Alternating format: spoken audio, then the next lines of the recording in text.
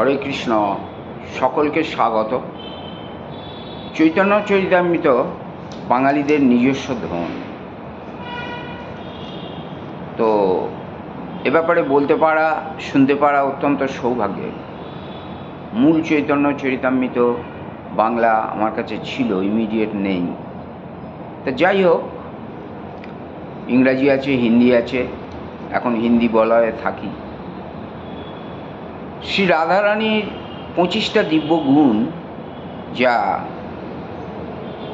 উজ্জ্বল নীলমণি গ্রন্থ থেকে পাওয়া যায়।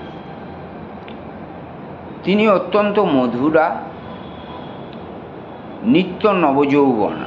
25টা গুণের উল্লেখ করা হয়েছে উজ্জ্বল নীলমণিতে। তার চক্ষু যুগল অত্যন্ত চঞ্চলা। তিনি উজ্জ্বল হাসি সম্পন্না। শরীরে দৃশ্যমান যে কোনো রেখা অত্যন্ত সুন্দর ও শুভ, এবং আপন শরীরের সুগন্ধ দ্বারা তিনি কৃষ্ণের সুখ বিধান করেন। সপ্তম, সুকণ্ঠের অধিকারী। উনকা ভাষণ, তার ভাষণ অত্যন্ত আকর্ষণীয়। হাস্য পরিহাসে অত্যন্ত নিপুণা তিনি। সাথে সাথে তিনি অত্যন্ত বিনীতা, আবার করুণায়ও পূর্ণ। কিন্তু বোকা নন। সমস্ত কিছুই উনি অত্যন্ত চাতুরতার সাথে করেন। এটাও একটা গুণ। উজ্জ্বল নীলমণি অনুযায়ী এটা তার 12 নম্বর গুণ। এত কিছু করা সত্ত্বেও স্বকার্যে তিনি বিস্মৃত হন না। স্বকার্যে অত্যন্ত পটু এবং লজ্জা সম্পন্না। প্রত্যেককেই যথাযোগ্য সম্মান তিনি করেন। সদা তিনি শান্ত, সর্বদা তিনি গম্ভীর।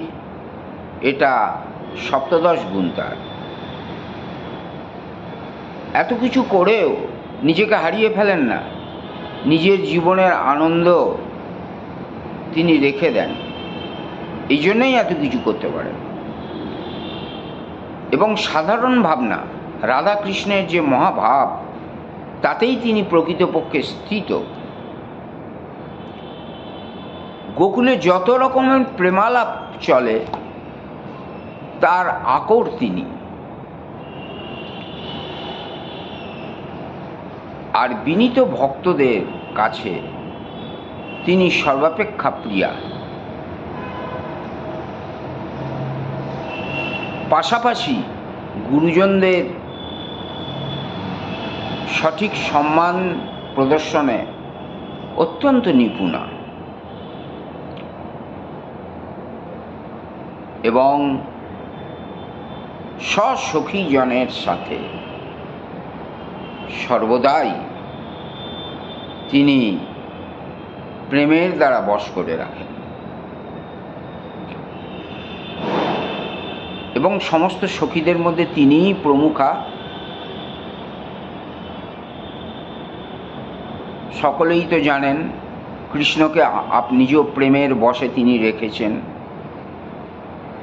বা অন্য ভাষায় আমরা বলতে পারি